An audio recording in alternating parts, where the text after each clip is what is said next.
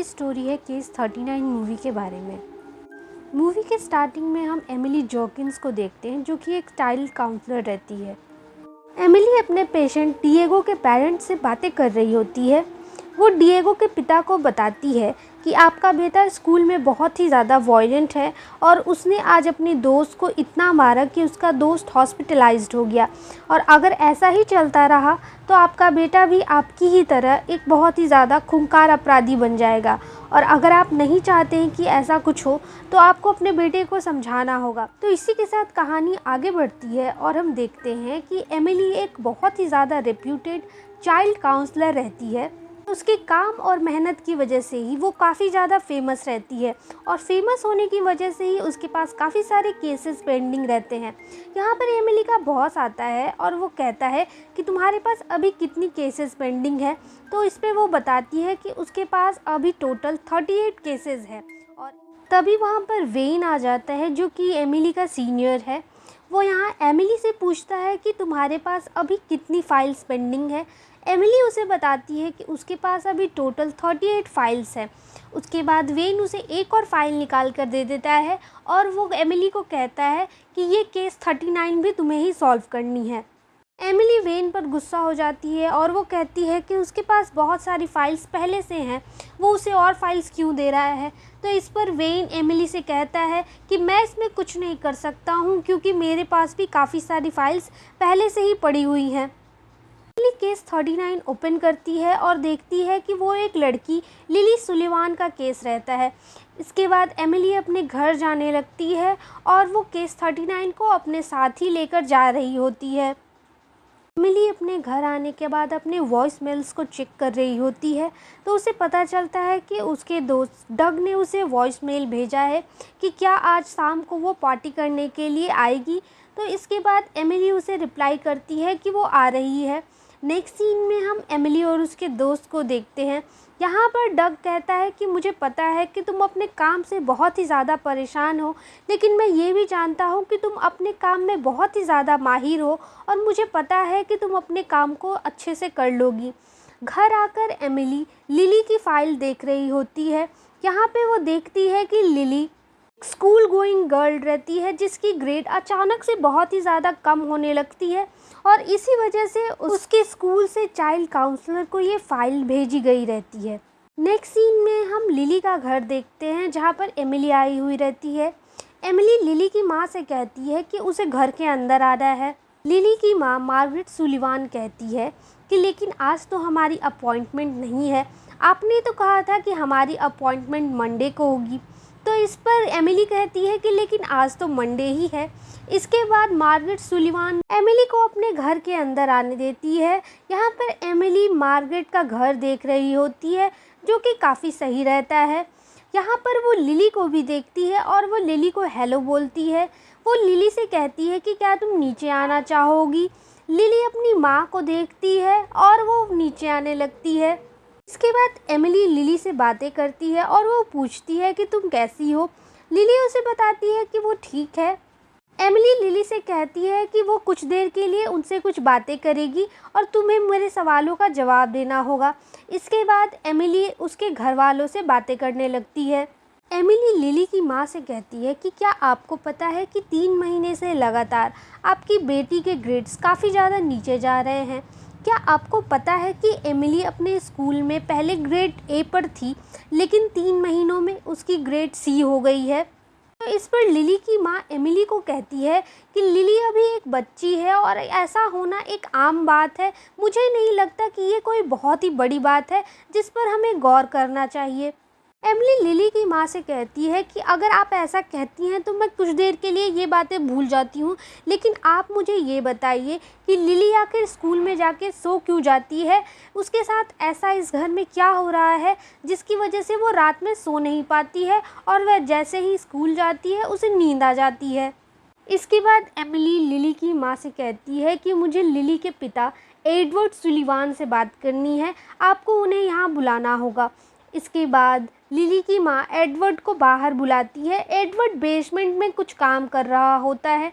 यहाँ पर एडवर्ड सारी बातें मार्गरेट से ही कर रहा होता है और वो मार्गरेट को कानों में कुछ कहता है। तो इसके बाद मार्गरेट एमिली को वो सारी बातें बता देती है। एमिली मार्गरेट से पूछती है कि आखिर एडवर्ड मुझसे डायरेक्टली बात क्यों नहीं कर सकते। तो मार्गरेट एमिली को बताती है कि एडवर्ड जब गुस्सा होता है तो वो किसी से बात नहीं करता है। इसके बाद एमिली उसे कहती है, आपको आपके परिवार के साथ मेरे ऑफिस आना होगा और वहाँ पे आने के बाद ही मैं आपसे बातें करूँगी। मार्गरेट कहती है, आपको कोई गलतफहमी हो रही है, हमारे परिवार में कोई दिक्कत नहीं है और लिली भी काफ़ी खुश है, इसलिए आपको चिंता करने की कोई ज़रूरत नहीं है। लेकिन एमिली बताती है कि ये उसका जॉब है और उसका जॉब यही कहता है कि उसे एक बच्चे की सारी सिक्योरिटी देखनी पड़ती है। और इतना कहकर एमिली उनके घर से चली जाती है। नेक्स्ट सीन में हम एमिली का ऑफिस देखते हैं। यहाँ पर वो वेन से बातें कर रही होती है। वेन एमिली से पूछता है कि क्या उस बच्ची के शरीर पर कोई भी निशान थे जिससे हमें ये पता चल सके कि वो बच्ची किसी भी तरीके से मुसीबत में है। तो इस पर एमिली उसे बताती है कि उस बच्ची के शरीर पर कोई भी निशान नहीं थे। वेन एमिली से पूछता है कि क्या बच्ची ने तुमसे कुछ कहा ऐसा जिसकी वजह से हम उस फैमिली पे शक कर सकें। तो एमिली उन्हें बताती है कि बच्ची ने उनसे कोई बात नहीं की। तो वेन कहता है कि अगर बच्ची ने कोई बात नहीं की और बच्ची के शरीर पर कोई भी चोट नहीं है तो हमें इस केस को भूल जाना चाहिए, क्योंकि हम बिना किसी एविडेंस के किसी भी पेरेंट्स को परेशान नहीं कर सकते। वेन एमिली से कहता है कि वो बच्ची और उसके पेरेंट्स ऑफिस आने वाले हैं। अगर वे लोग ऑफिस में आते हैं और सही तरीके से बर्ताव करते हैं और अगर वो बच्ची भी अपने पेरेंट्स के खिलाफ़ कोई भी गवाही नहीं देती है तो हमें इस केस को यहीं पर बंद करना होगा।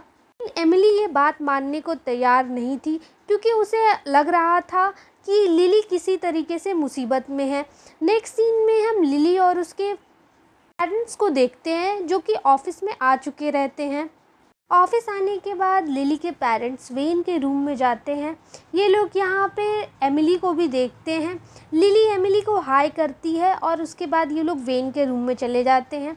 वेन यहाँ पर लिली की फैमिली से कुछ क्वेश्चंस पूछता है और उसे लगता है कि वेन की फैमिली के पास कोई भी ऐसा मोटिव नहीं है जिसकी वजह से वे अपनी बच्ची को परेशान करे, इसीलिए वेन उसकी फैमिली को जाने देता है। लेकिन एमिली कहती है कि मुझे उस बच्ची से बातें करनी है सिर्फ कुछ देर के लिए। तो इस पर वेन एमिली को कहता है कि तुम्हें पता है ना, तुम जो कर रही हो वो गैर कानूनी है और अगर हम किसी भी तरीके से इसमें फंस गए या फिर उस बच्चे के फैमिली ने हम पर कंप्लेन कर दी तो हमारी नौकरी भी जा सकती है। एमिली वेन से कहती है कि मुझे सिर्फ 10 मिनट चाहिए, तुम 10 मिनट के लिए उसके परिवार को संभाल लो, मैं तब तक लिली से बातें कर लूँगी। इसके बाद एमिली लिली के पास जाती है। लिली यहाँ पे अकेले खड़ी रहती है। वो लिली से पूछती है कि क्या तुम्हारी कोई बड़ी बहन है। तो इस पर लिली उसे बताती है कि उसकी कोई बड़ी बहन नहीं है। एमिली लिली से कहती है, मैं जब छोटी थी तो मैं भी चाहती थी कि मेरी एक बड़ी बहन हो ताकि मैं अपनी बड़ी बहन से सारी बातें शेयर कर पाऊँ। और फिर उसके बाद वो लिली से पूछती है कि लिली तुम मुझे बता सकती हो, क्योंकि मैं तुम्हारी बड़ी बहन की तरह हूँ, तुम मुझे बताओ कि आखिर तुम्हारे साथ हो क्या रहा है। लिली एमिली से कहती है कि उसका परिवार उसे नर्क भेजना चाहता है, वो लोग जल्द ही उसे मार देंगे और इसीलिए वो रात में नहीं सोती है, क्योंकि उसे लगता है कि कभी भी उसकी माँ और पिता उसके रूम में आएंगे और उसकी जान ले लेंगे।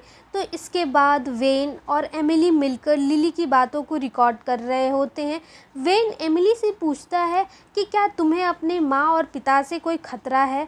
तो यहाँ पर हम बाहर देखते हैं लिली के पिता को। लिली भी अपने पिता को देखती है। इसके बाद वो वेन और एमिली के सामने बोल देती है कि नहीं, उसे अपने पिता और माँ से कोई दिक्कत नहीं है, वो अपने माँ और पिता के साथ ही रहना चाहती है। इसके बाद लिली अपने माँ और पिता के साथ वापस अपने घर चली जाती है।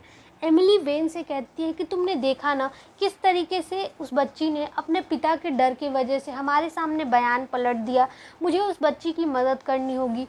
वेन एमिली को समझाने की कोशिश कर रहा होता है कि तुम्हें ये केस छोड़ देना चाहिए क्योंकि हमारे पास कोई भी एविडेंस नहीं है जिसकी वजह से डिपार्टमेंट हमारे अगेंस्ट कभी भी एफआईआर कर सकता है, इसीलिए मैं तुम्हें बोलूँगा कि तुम इस केस को रहने दो।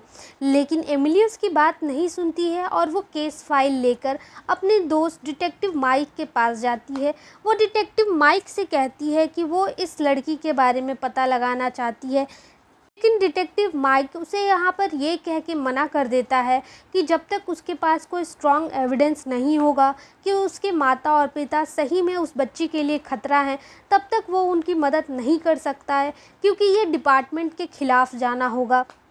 कहानी आगे बढ़ती है। नेक्स्ट सीन में हम लिली को देखते हैं जो कि अपने बस स्टॉप पर अपने बस का वेट कर रही होती है। तभी वहाँ पे एमिली आ जाती है और वो लिली को आवाज़ लगाती है। लिली एमिली को देखकर बहुत ही ज़्यादा खुश हो जाती है और वो एमिली के गले लग जाती है।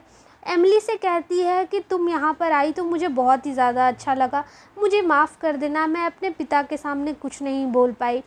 तो इस पर एमिली लिली को कहती है कि मैं तुमसे वादा करती हूँ कि मैं तुम्हें उस जगह से ज़रूर बाहर निकाल लूँगी। उसके बाद एमिली लिली को अपना फ़ोन नंबर देती है और वो लिली से कहती है कि अगर तुम्हें कभी भी ऐसा लगे कि तुम्हें कोई ख़तरा है तो तुम बस एक बार मुझे इस नंबर पे कॉल कर देना, मैं तुम्हें बचाने ज़रूर आऊँगी। रात हो जाती है और हम एमिली को देखते हैं जो कि डग से बातें कर रही होती है। एमिली डग को लिली के केस के बारे में बताती है कि किस तरीके से उसके पेरेंट्स उस छोटी बच्ची को बहुत ही ज़्यादा परेशान कर रहे हैं, और फिर एमिली डग से कहती है कि वो उससे कल बात करेगी। इसके बाद एमिली टीवी देखने लगती है। तभी उसके कॉल पे किसी अननोन नंबर से फ़ोन आता है और वो फ़ोन रिसीव करती है। उनके दूसरे साइड लिली रहती है। लिली एमिली से कहती है कि वो उसे बचा ले क्योंकि उसके पिता उसे नर्क भेजने वाले हैं, और इसके बाद फ़ोन कट हो जाता है। इसके बाद हम देखते हैं कि एमिली अपने दोस्त डिटेक्टिव माइक को कॉल करती है और वो बताती है कि उसे लिली के घर से फ़ोन आया है और लिली लगता है किसी मुसीबत में है। एमिली लिली के घर जाने लगती है और वो रास्ते में माइक को कॉल करके बताती है, कल जब लिली अपने बस स्टैंड पे खड़ी थी तब मैंने उसे अपना नंबर दिया था और उसे ये कहा था कि उसे अगर लगे कि उसके माता पिता उसके साथ कुछ बुरा करने वाले हैं तो वो उसे कॉल कर सकती है। वो माइक से कहती है कि अगर लिली ने मुझे कॉल किया है तो इसका मतलब ज़रूर उसके साथ कुछ बहुत बुरा हो रहा है। अगर हम दोनों समय पर नहीं पहुँचे तो लिली के साथ कुछ भी हो सकता है। इधर हम लिली के फैमिली को देखते हैं जो कि उसे अपने घर के किचन में ला रहे होते हैं। यहाँ पर उसके माता और पिता लिली को एक अवन में डालकर अवन को ऑन करने वाले होते हैं। यहाँ पर ये दोनों अवन में लिली को डालने के बाद उस अवन को पूरी तरीके से टेप से सील कर देते हैं ताकि लिली किसी भी तरीके से अवन से बाहर ना आ पाए। ऐसे ही ये दोनों लिली को अवन में डालने ही वाले होते हैं, तभी लिली की नींद खुल जाती है और हम देखते हैं कि लिली खुद को बचाने के लिए अपने माता पिता से काफ़ी ज़्यादा संघर्ष करती है, लेकिन उसके माता और पिता लिली को अवन में डालने में सफल हो जाते हैं। इसके बाद वो दोनों लिली को अवन में डाल देते हैं और अवन को पूरी तरीके से कवर कर देते हैं। ये लोग यहाँ लिली के चेहरे पर भी टेप लगा देते हैं जिससे लिली के चिल्लाने की आवाज़ बाहर ना जाए। तभी हम देखते हैं कि एमिली और माइक लिली के घर आ गए रहते हैं। ये दोनों लिली की फैमिली को दरवाज़ा खोलने के लिए कहते हैं, लेकिन उधर से कोई भी आवाज़ नहीं आ रही होती है। तभी एमिली को लिली के चिल्लाने की आवाज़ आती है और वो माइक से कहती है कि क्या तुम्हें वो आवाज़ आ रही है।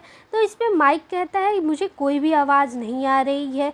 इधर ये दोनों लिली को ओवन में बंद कर देते हैं और उसके बाद बर्नर को ऑन कर देते हैं और हम देखते हैं कि लिली ओवन के अंदर रहती है और बर्नर ऑन हो जाता है। माइक और एमिली दरवाजे को तोड़ने की कोशिश करते हैं और वो दोनों दरवाज़ा तोड़कर अंदर घुस जाते हैं। तब तक ये लोग बर्नर को ऑन कर चुके रहते हैं, लेकिन एमिली माइक के साथ मिलकर लिली को बचाने में कामयाब हो जाती है। और यहाँ पर हम देखते हैं कि माइक लिली के माता और पिता को गिरफ्तार कर लेता है और कहता है कि तुम दोनों ने ऐसा जुर्म किया है जिसकी कोई भी सज़ा कम ही होगी। इसके बाद हम देखते हैं कि एमिली लिली को बाहर निकालती है और उसे ठंडे कपड़े से पोंछ रही होती है। तभी लिली की माँ एक चाकू उठा लेती है और वो उस पे हमला करने ही वाली होती है। तभी माइक उसे बचा लेता है और इसके बाद एमिली और माइक इन दोनों को गिरफ्तार करके कोर्ट के सामने पेश करते हैं और जज से कहते हैं कि इन दोनों ने लिली को मारने की कोशिश की और इसीलिए इन दोनों को हमें कड़ी सज़ा देनी चाहिए कि कोई भी पेरेंट दोबारा ऐसा करने से पहले 100 बार सोचे।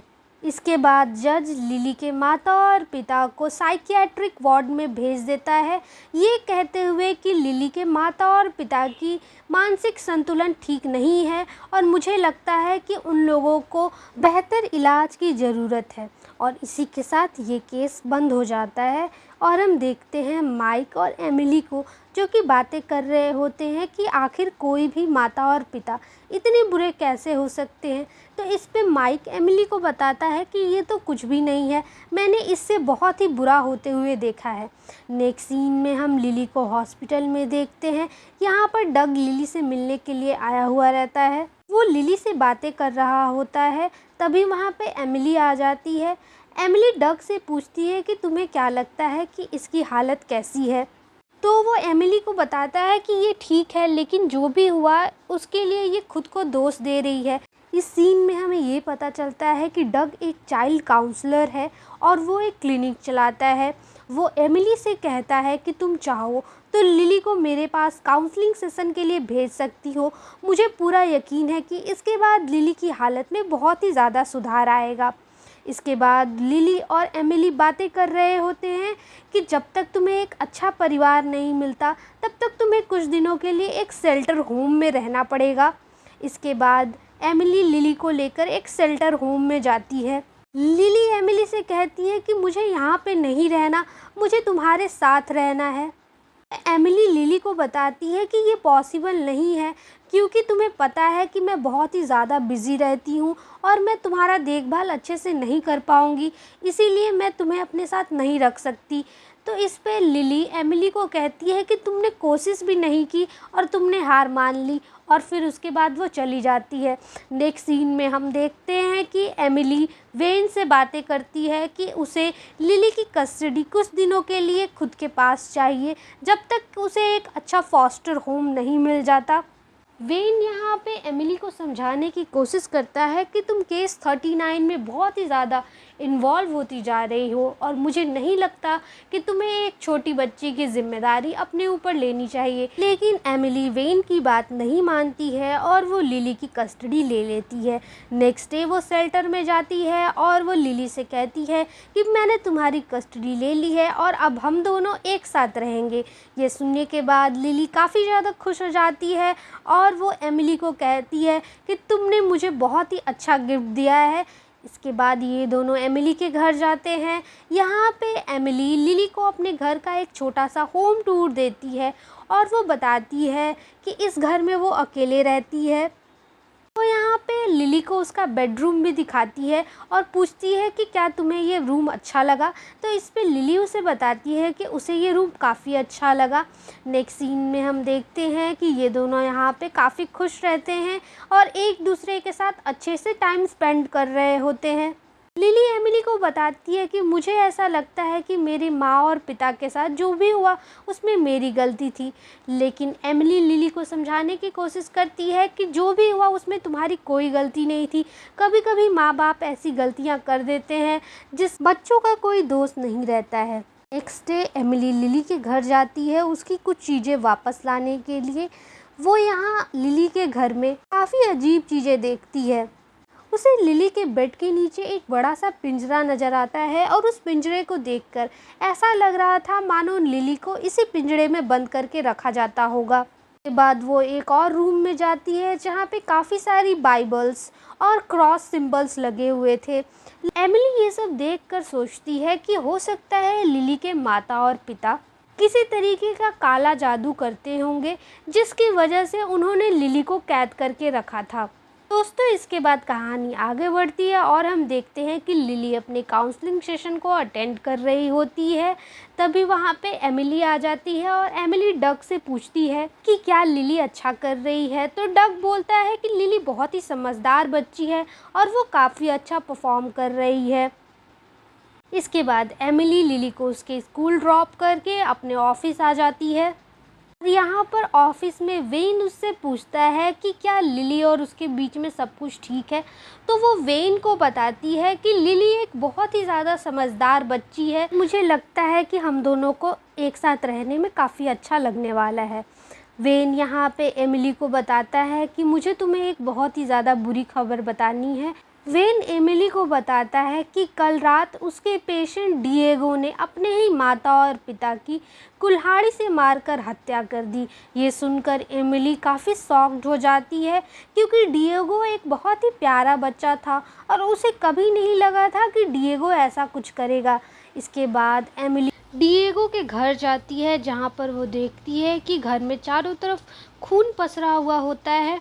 तभी वहाँ पे डिटेक्टिव माइक भी आ जाते हैं और वो बताते हैं कि कितनी बुरी तरीके से कल रात डिएगो ने अपने माता और पिता को मार दिया।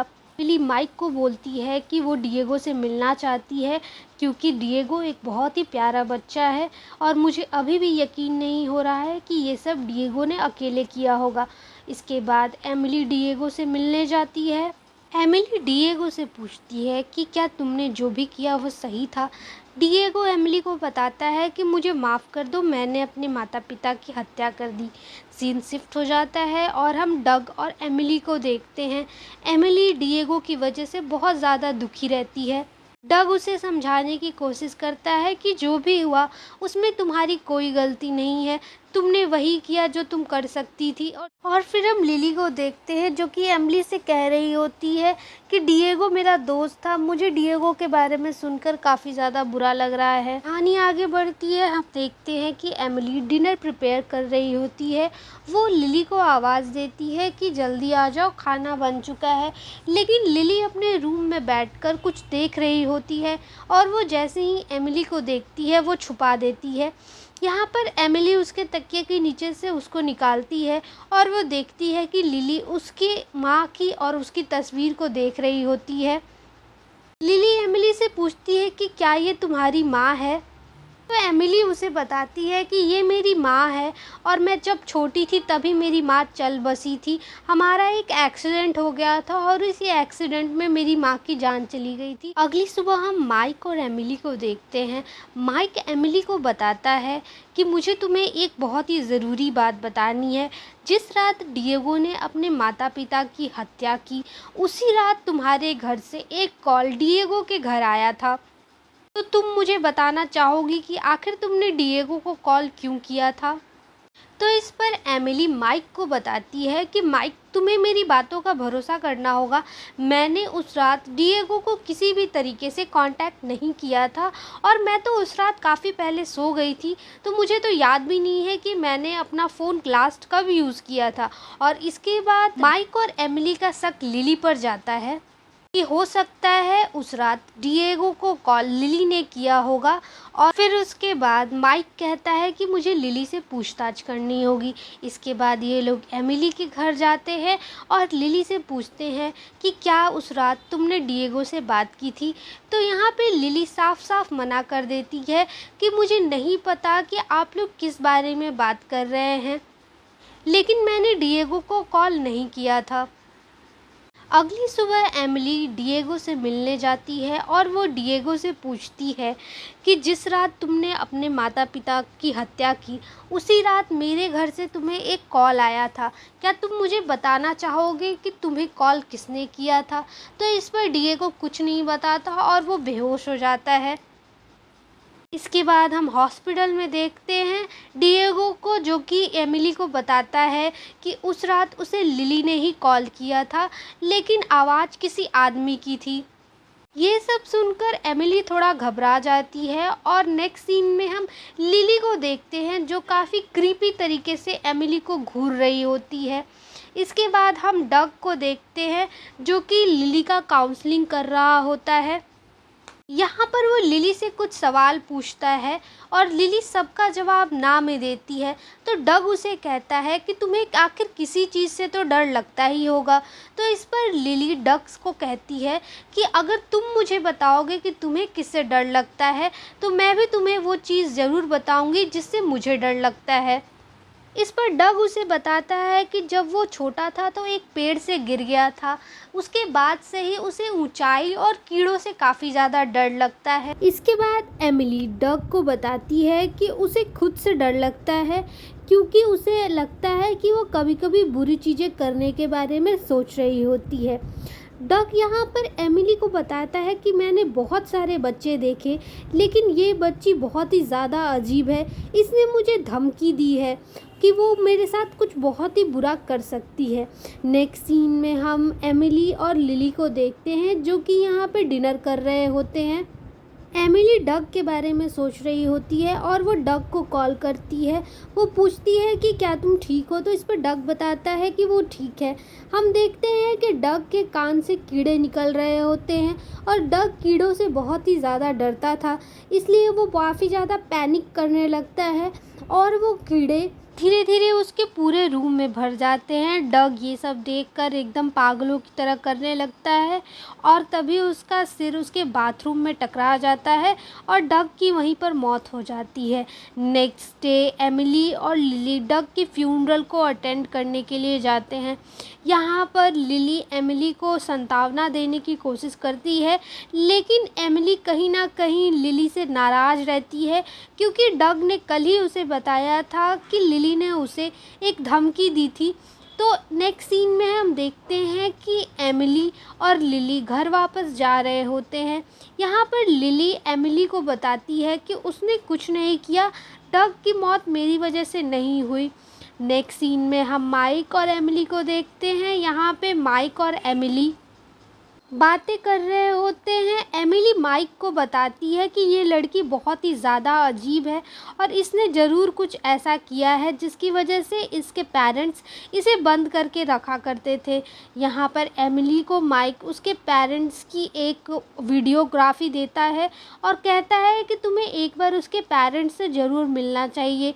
हम यहाँ पे देखते हैं कि एमिली लिली के पेरेंट्स से मिलने के लिए हॉस्पिटल में जाती है। लिली का पिता एडवर्ड एमिली से पूछता है कि आखिर अब किसकी मौत हुई, तो इस पर एमिली उसे बताती है कि इस बार उसकी दोस्त डग की मौत हुई। तो लिली का पिता एमिली को बताता है कि तुमने उसे बचाकर बहुत ही बड़ी गलती की है। तुमने जिसे बचाया है वो इंसान नहीं बल्कि एक बुरी आत्मा है, इसीलिए हम दोनों उसे ख़त्म करना चाहते थे।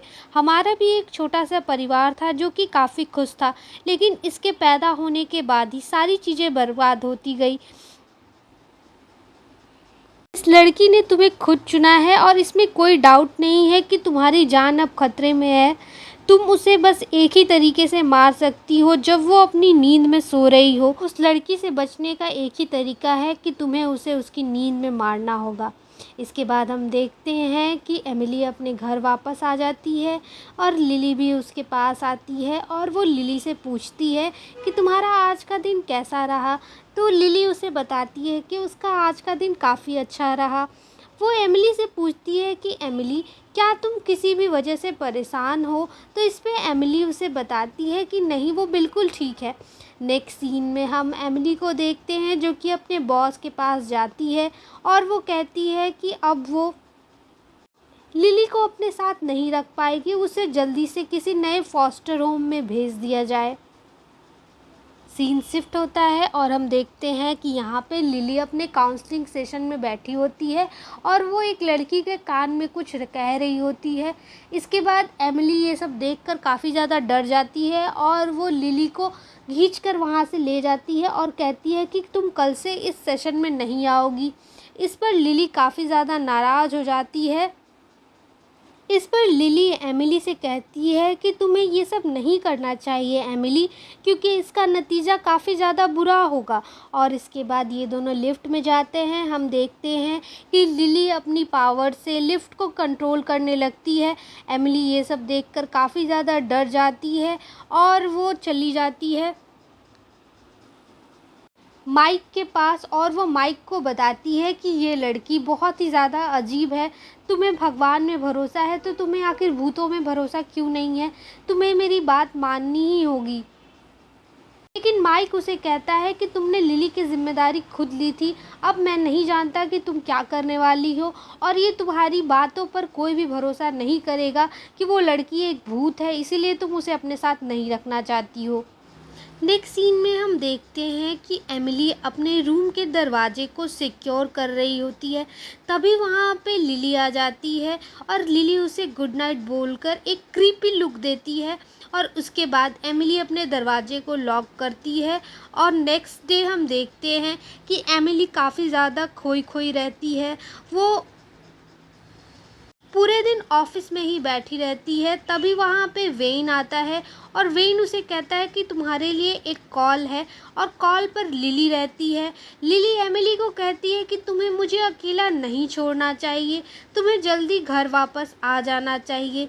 इसके बाद हम देखते हैं कि एमिली अपने घर वापस आती है और वो सीधे अपने कमरे में चली जाती है और ख़ुद को लॉक कर लेती है। कमरे के बाहर लिली आवाज़ें लगाती है और एमिली को कहती है कि तुम्हें अब बाहर आना चाहिए और मुझसे बातें करनी चाहिए। लेकिन एमिली लिली को कहती है कि तुम मुझसे दूर रहो और यहाँ से चली जाओ। तभी हम देखते हैं कि लिली एमिली के दरवाजे को पीटने लगती है और वो आवाज़ काफ़ी ज़्यादा तेज़ हो जाती है। इधर एमिली के क्लोज़ेट से आवाज़ें आने लगती है। वो क्लोज़ेट को जल्दी से बंद करने के लिए उठती है। तब तक क्लोज़ेट का दरवाज़ा खुल जाता है और एमिली को एक बहुत ही ज़्यादा बुरी आत्मा नज़र आती है, और ये सब देखकर एमिली बहुत ही ज़्यादा डर जाती है और वो अपना दरवाज़ा खोलकर घर से बाहर भागने लगती है। नेक्स्ट सीन में हम देखते हैं कि वो बारिश में भागती है और एक बस के बाहर खड़ी हो जाती है। वो बस के ड्राइवर को कहती है कि तुम जल्दी से दरवाज़ा खोलो, मुझे अंदर आने दो क्योंकि वो मेरा पीछा कर रही है। तो इस पर बस का कंडक्टर उसे कहता है कि ये बस ख़राब हो चुकी है और ये बस नहीं चलेगी, तुम यहाँ से चली जाओ। लेकिन वो कहती है कि तुम प्लीज़ दरवाज़ा खोल दो, मुझे कहीं नहीं जाना, बस थोड़ी देर के लिए मुझे अंदर आना है। इसके बाद हम देखते हैं कि बस का ड्राइवर दरवाज़ा खोल देता है और एमिली अंदर आ जाती है। एमिली बस के ड्राइवर को कहती है कि वो बाहर है, वो मुझे मार देगी। तो इस पर बस का ड्राइवर एमिली को कहता है कि मैं बाहर देख सकता हूँ, मुझे बाहर कोई नज़र नहीं आ रहा है, मुझे समझ में नहीं आ रहा है कि आखिर तुम किसकी बात कर रही हो। तो इस पर एमिली जब खड़ी होकर देखती है तो बाहर सच में कोई नहीं रहता है, और इसके बाद ड्राइवर उसे वहीं पर उतार कर चला जाता है। इसके बाद हम एमिली को देखते हैं जो कि अपने कार में जाके बैठ जाती है। तभी वहाँ पे पीछे से लिली आ जाती है और वो एमिली को कहती है कि तुम्हें मुझसे डरने की कोई ज़रूरत नहीं है, बस तुम्हें वो करना होगा जो मैं तुम्हें बोलूँगी, और मैं तुम्हें यकीन दिलाती हूँ कि उसके बाद तुम्हें कोई तकलीफ़ नहीं होगी। तो कल से हमारी एक नई दोस्ती शुरू होगी, मैं जो बोलूँगी वो तुम्हें करना होगा और हम एक दूसरे के साथ अच्छे से रहेंगे। नेक्स्ट डे हम एमिली को देखते हैं जो कि अपने ऑफिस में आई हुई रहती है। यहाँ पर उसकी मैनेजर उसे बताती है कि उन्हें लिली के लिए एक फॉस्टर पेरेंट्स मिल गए हैं। इसके